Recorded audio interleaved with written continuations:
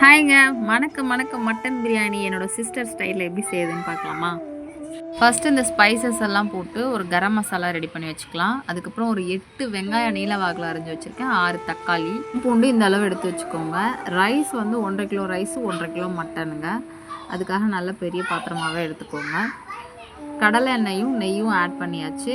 ஸ்பைசஸில் வந்து பட்டை, கிராம்பு, ஏலக்காய், பிரிஞ்சி இலை இதெல்லாம் ஆட் பண்ணிவிட்டு பச்சை மிளகா, அந்த வெங்காயம் சேர்த்து நல்லா வதக்கணும். வெங்காயம் நல்லா வதங்கணும். வெங்காயம் நல்லா கோல்டன் ப்ரௌனுக்கு வந்த பிறகு கலருக்காக காஷ்மீரி சில்லியும் வரமிளகாத்தூள் 2 ஸ்பூனும் ஆட் பண்ணுறாங்க.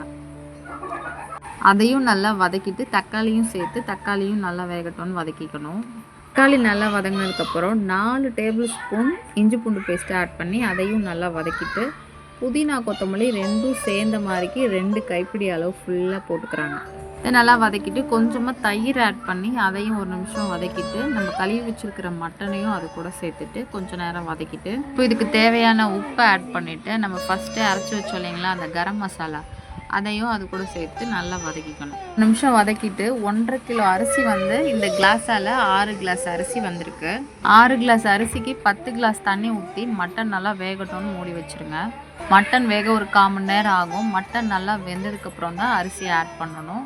அரிசி ஒரு 3/4 பதம் நல்லா வேகணும். வெந்ததுக்கப்புறம் தண்ணியும் கம்மியாகிடும். இந்த ஸ்டேஜில் நம்ம வந்து அடுப்பை சிம் பண்ணிவிட்டு நெய் கொஞ்சம் ஆட் பண்ணிவிட்டு தம் போட்டுடலாம். அடுப்பு சிம்மில் வச்சுட்டு தோசைக்கல்லை வச்சு அது மேலே பிரியாணி பாத்திரத்தை வச்சு அதுக்கு மேலே தண்ணியோடு ஒரு பாத்திரத்தை வச்சுட்டிங்கன்னா நல்லா தம் போட்டு ஒரு 1/4 மணி நேரத்துக்கு அப்புறம் எடுத்திங்கன்னா சூப்பரான பிரியாணி ரெடிங்க. உண்மையாகவே ரொம்ப டேஸ்ட்டாக இருந்தது. நாங்கள் ரொம்ப என்ஜாய் பண்ணோம். நீங்களும் ட்ரை பண்ணி பாருங்கள்.